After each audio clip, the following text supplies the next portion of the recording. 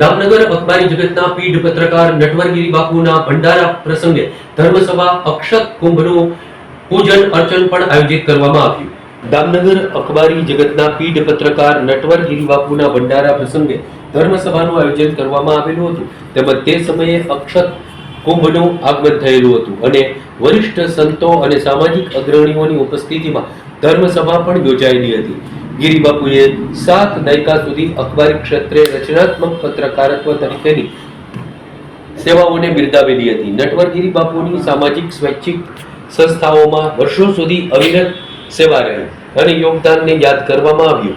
ત્યાગ તિતિક્ષાની તપોમૂર્તિ પીઢ પત્રકાર નટવરગીરી બાપુએ હુકમ, દુષ્કાળ, રાહત અને અન્ય કાર્યોમાં હોનારત કે આપતીના સમયે આપેલા યોગદાન અને ગરીબ ગુરબાઓનો આરો બની રહેલા હતા. સ્વર્ગસ્થ નટવરગીરી બાપુના ભંડારા પ્રસંગે દામનગર શહેરી તેમજ ગ્રામ્ય વિસ્તારોની સામાજિક સ્વૈચ્છિક સંસ્થાઓના અગ્રણીઓ સદગતના જીવન અને કવન અને સ્મૃતિઓને વાગોળેલી હતી. સામાજિક સેવા પ્રદાનની સરાહના કરેલી હતી. ધર્મસભા સમયે અક્ષત કુંભનું આયોજન થતા શ્રદ્ધાળુ ભાવિકોએ પૂજન અર્ચન કરી દર્શનનો લાહવો લીધેલો હતો.